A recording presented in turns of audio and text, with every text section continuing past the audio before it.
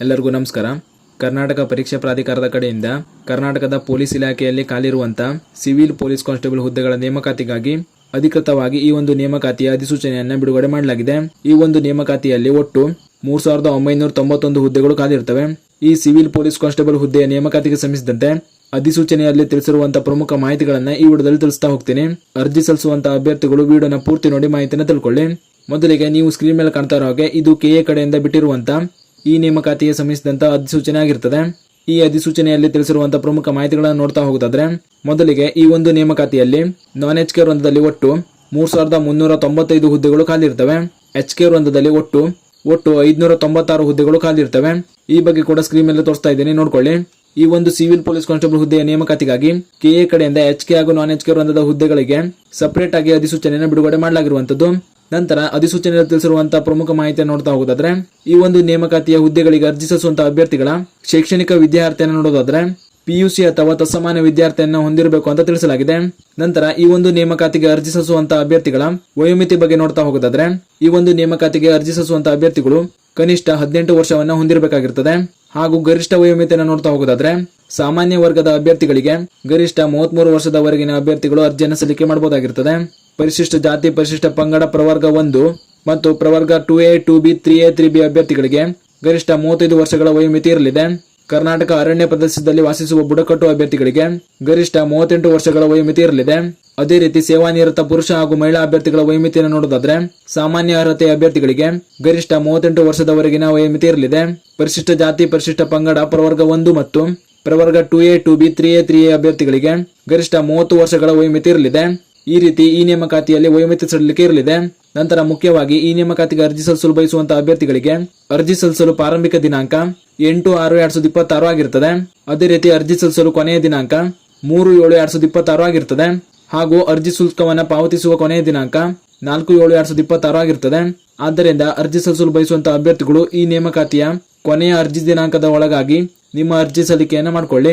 ನಂತರ ಅರ್ಜಿ ಸಲ್ಲಿಸಲು ಬಯಸುವ ಅಭ್ಯರ್ಥಿಗಳಿಗೆ ಅರ್ಜಿ ಶುಲ್ಕ ಎಷ್ಟಿರಲಿದೆ ಅಂತ ನೋಡೋದಾದ್ರೆ, ಸಾಮಾನ್ಯ ಅರ್ಹತೆ ಮತ್ತು ಇತರೆ ಪ್ರವರ್ಗಗಳ ಅಭ್ಯರ್ಥಿಗಳಿಗೆ ರು 750 ಅರ್ಜಿ ಶುಲ್ಕ ಇರಲಿದೆ. ಅದೇ ರೀತಿ ಪರಿಶಿಷ್ಟ ಜಾತಿ, ಪರಿಶಿಷ್ಟ ಪಂಗಡ, ಪ್ರವರ್ಗ 1 ಹಾಗೂ ಮಾಜಿ ಸೈನಿಕ ಮತ್ತು ತೃತೀಯ ಲಿಂಗ ಅಭ್ಯರ್ಥಿಗಳಿಗೆ ರು 500 ಅರ್ಜಿ ಶುಲ್ಕ ಇರಲಿದೆ. ನಂತರ ಈ ನೇಮಕಾತಿಯಲ್ಲಿ ಆಯ್ಕೆ ಪ್ರಕ್ರಿಯೆ ಯಾವ ರೀತಿ ಇರಲಿದೆ ಅಂತ ನೋಡೋದಾದ್ರೆ, ಮೊದಲಿಗೆ ನಿಮಗೆ ಲಿಖಿತ ಪರೀಕ್ಷೆಯನ್ನು ನಡೆಸಲಾಗ್ತದೆ. ಲಿಖಿತ ಪರೀಕ್ಷೆ ಯಾವ ರೀತಿ ಇರಲಿದೆ ಅಂದ್ರೆ, ಒಟ್ಟು 100 ಅಂಕಗಳ 100 ಪ್ರಶ್ನೆಗಳು ಇರ್ತವೆ. ಈ ಒಂದು ಲಿಖಿತ ಪರೀಕ್ಷೆಯು 90 ನಿಮಿಷಗಳನ್ನು ಒಳಗೊಂಡಿರುತ್ತದೆ. ಹೀಗೆ ನಿಮಗೆ OMR ಶೀಟ್ ನಲ್ಲಿ ನಿಮ್ಮ ಲಿಖಿತ ಪರೀಕ್ಷೆಯನ್ನು ನಡೆಸಲಾಗ್ತದೆ. ನಂತರ ಈ ಒಂದು ನೇಮಕಾತಿಗೆ ಸಂಬಂಧಿಸಿದಂತೆ ಈ ಬಾರಿ ವಿಶೇಷವಾಗಿ ಲಿಖಿತ ಪರೀಕ್ಷೆಯ ವೇಳಾಪಟ್ಟಿಯನ್ನು ಕೂಡ ತಿಳಿಸಲಾಗಿರುವಂತದ್ದು. ನೀವು ಸ್ಕ್ರೀನ್ ಮೇಲೆ ಕಾಣ್ತಾ ಇರೋ ಹಾಗೆ ಈ ಒಂದು ನೇಮಕಾತಿಯ ಲಿಖಿತ ಪರೀಕ್ಷೆಯನ್ನ ದಿನಾಂಕ 2/8/2026 ನಡೆಸಲಾಗ್ತದೆ ಅಂತ ತಿಳಿಸಲಾಗಿದೆ. ಆದ್ದರಿಂದ ಈ ಒಂದು ನೇಮಕಾತಿಗೆ ಅರ್ಜಿ ಸಲ್ಲಿಸುವಂತಹ ಅಭ್ಯರ್ಥಿಗಳಿಗೆ ಇನ್ನೂ ಕೇವಲ 2 ತಿಂಗಳ ಅವಧಿ ಅಷ್ಟೇ ಇದೆ. ಆದ್ದರಿಂದ ಅರ್ಜಿ ಸಲ್ಲಿಸುವಂತಹ ಅಭ್ಯರ್ಥಿಗಳು ನಿಮ್ಮ ಪರೀಕ್ಷೆಗಾಗಿ ತಯಾರಿಯನ್ನು ಮಾಡಿಕೊಳ್ಳಿ. ನಂತರ ಈ ಒಂದು ನೇಮಕಾತಿಯ 2ನೇ ಹಂತದಲ್ಲಿ ನಿಮಗೆ PET PST ಪರೀಕ್ಷೆಯನ್ನು ನಡೆಸಲಾಗ್ತದೆ. ಈ ಒಂದು ನೇಮಕಾತಿಯ 2ನೇ ಹಂತದಲ್ಲಿ ನಡೆಸಲಾಗುವಂತಹ PST ಪರೀಕ್ಷೆಯ ಬಗ್ಗೆ ಮಾಹಿತಿ ನೋಡ್ತಾ ಹೋಗೋದಾದ್ರೆ, ಈ ಒಂದು ನೇಮಕಾತಿಯಲ್ಲಿ ಪುರುಷ ಅಭ್ಯರ್ಥಿಗಳು ಕನಿಷ್ಠ 168 ಸೆಂಟಿಮೀಟರ್ ಎತ್ತರವನ್ನು ಹೊಂದಿರಬೇಕಾಗಿರ್ತದೆ. ಜೊತೆಗೆ ಎದೆಸುತ್ತಳತೆ ಎಕ್ಸ್ಪೆಂಡ್ ಆದಾಗ ಕನಿಷ್ಠ 86 ಸೆಂಟಿಮೀಟರ್ ವಿಸ್ತಾರವಾಗುವಂತೆ ಇರಬೇಕು ಅಂತ ತಿಳಿಸಲಾಗಿದೆ. ಅದೇ ರೀತಿ ಈ ನೇಮಕಾತಿಯಲ್ಲಿ ಮಹಿಳಾ ಅಭ್ಯರ್ಥಿಗಳು ಕನಿಷ್ಠ 157 ಸೆಂಟಿಮೀಟರ್ ಎತ್ತರವನ್ನು ಹೊಂದಿರಬೇಕಾಗಿರ್ತದೆ. ಹಾಗೂ ಕನಿಷ್ಠ ತೂಕ 45 kgಯನ್ನು ಹೊಂದಿರಬೇಕಾಗಿರ್ತದೆ. ಅದೇ ರೀತಿ ಕರ್ನಾಟಕ ಅರಣ್ಯ ಪ್ರದೇಶದಲ್ಲಿ ವಾಸಿಸುವಂತ ಬುಡಕಟ್ಟು ಪುರುಷ ಅಭ್ಯರ್ಥಿಗಳಿಗೆ ಕನಿಷ್ಠ ಎತ್ತರ 155 ಸೆಂಟಿಮೀಟರ್ ಇರಲಿದೆ. ಹಾಗೂ ಮಹಿಳಾ ಅಭ್ಯರ್ಥಿಗಳಿಗೆ ಕನಿಷ್ಠ 150 ಸೆಂಟಿಮೀಟರ್ ಹೊಂದಿರಬೇಕಾಗಿರ್ತದೆ. ಈ ರೀತಿ ನಿಮ್ಮ ಫಿಸಿಕಲ್ ಸ್ಟ್ಯಾಂಡರ್ಡ್ ನ ಹೊಂದಿರಬೇಕಾಗಿರ್ತದೆ. ನಂತರ 2ನೇ ಹಂತದಲ್ಲಿ ನಡೆಸಲಾಗುವಂತ ಫಿಸಿಕಲ್ ಎಂಡೋರೆನ್ಸ್ ಟೆಸ್ಟ್ ಯಾವ ರೀತಿ ಇರಲಿದೆ ಅಂತ ನೋಡೋದಾದ್ರೆ, ಪುರುಷ ಅಭ್ಯರ್ಥಿಗಳಿಗೆ 1600 ಮೀಟರ್ ರನ್ನಿಂಗ್ ಇರಲಿದೆ. ಇದನ್ನ ಪುರುಷ ಅಭ್ಯರ್ಥಿಗಳು 6 ನಿಮಿಷ 30 ಸೆಕೆಂಡ್ ಅಲ್ಲಿ ಕಂಪ್ಲೀಟ್ ಮಾಡಬೇಕಾಗಿರ್ತದೆ. ಅದೇ ರೀತಿ ಪುರುಷ ಅಭ್ಯರ್ಥಿಗಳಿಗೆ ಎತ್ತರ ಜಿಗಿತ ಅಥವಾ ಉದ್ದ ಜಿಗಿತ ನಡೆಸಲಾಗ್ತದೆ. ಈ ಬಗ್ಗೆ ಕೂಡ ಸ್ಕ್ರೀನ್ ಮೇಲೆ ನೋಡ್ತಾ ಇರೋ ಹಾಗೆ ನೀವು ಮಾಹಿತಿ ನೀಡಿದ್ದಾರೆ, ನೋಡ್ಕೊಳ್ಳಿ. ಅದೇ ರೀತಿ ಪುರುಷ ಅಭ್ಯರ್ಥಿಗಳಿಗೆ ಗುಂಡು ಎಸೆತ ಕೂಡ ಇರಲಿದೆ. ಈ ಬಗ್ಗೆ ಕೂಡ ಎಷ್ಟು ಕೆಜಿಯ ಗುಂಡು ಎಸೆತ ಇರಲಿದೆ ಅನ್ನೋದ್ರ ಬಗ್ಗೆ ಕೂಡ ಮಾಹಿತಿ ನೋಡ್ಕೊಳ್ಳಿ. ನಂತರ ಈ ಒಂದು ಸಹಿಷ್ಣುತೆ ಪರೀಕ್ಷೆಯಲ್ಲಿ ಮಹಿಳಾ ಅಭ್ಯರ್ಥಿಗಳಿಗೆ 400 ಮೀಟರ್ ಓಟ ಇರಲಿದೆ. ಇದನ್ನ ಮಹಿಳಾ ಅಭ್ಯರ್ಥಿಗಳು 2 ನಿಮಿಷದಲ್ಲಿ ಕಂಪ್ಲೀಟ್ ಮಾಡಬೇಕಾಗಿರ್ತದೆ. ಜೊತೆಗೆ ಎತ್ತರ ಜಿಗಿತ ಅಥವಾ ಉದ್ದ ಜಿಗಿತ ಮತ್ತು ಗುಂಡೆಸೆತ ಕೂಡ ನಡೆಸಲಾಗ್ತದೆ. ಈ ಬಗ್ಗೆ ಕೂಡ ಸ್ಕ್ರೀನ್ ಮೇಲೆ ಕಾಣ್ತಾ ಇರೋ ಹಾಗೆ ನೋಟಿಫಿಕೇಶನ್ ಅಲ್ಲಿ ಮಾಹಿತಿಯನ್ನು ನೀಡಿದ್ದಾರೆ. ಇದನ್ನ ಒಮ್ಮೆ ಸರಿಯಾಗಿ ನೋಡ್ಕೊಳ್ಳಿ. ನಂತರ ಈ ಒಂದು ನೇಮಕಾತಿಯಲ್ಲಿ 2ನೇ ಹಂತದಲ್ಲಿ ಅರ್ಹತೆಯನ್ನು ಪಡೆಯುವಂತಹ ಅಭ್ಯರ್ಥಿಗಳಿಗೆ ನಂತರ 3ನೇ ಹಂತದಲ್ಲಿ ಮೆಡಿಕಲ್ ಟೆಸ್ಟ್ ನಡೆಸಲಾಗ್ತದೆ. ಹಾಗೂ ಈ 3 ಹಂತಗಳಲ್ಲಿ ಪಾಸ್ ಆಗುವಂತಹ ಅಭ್ಯರ್ಥಿಗಳಿಗೆ ಕೊನೆಗೆ ಫೈನಲ್ ಮೆರಿಟ್ ನ ಮೂಲಕ ಹುದ್ದೆಗಳಿಗೆ ಆಯ್ಕೆ ಮಾಡಲಾಗ್ತದೆ. ಹೀಗೆ ಈ ನೇಮಕಾತಿಯಲ್ಲಿ ಈ ರೀತಿಯ ಆಯ್ಕೆ ಪ್ರಕ್ರಿಯೆ ಇರಲಿದೆ. ಇದಿಷ್ಟು ಈ ನೇಮಕಾತಿಗೆ ಸಂಬಂಧಿಸಿದಂತೆ ಅಧಿಸೂಚನೆಯಲ್ಲಿ ತಿಳಿಸಿರುವಂತಹ ಪ್ರಮುಖ ಮಾಹಿತಿಗಳಾಗಿತ್ತು.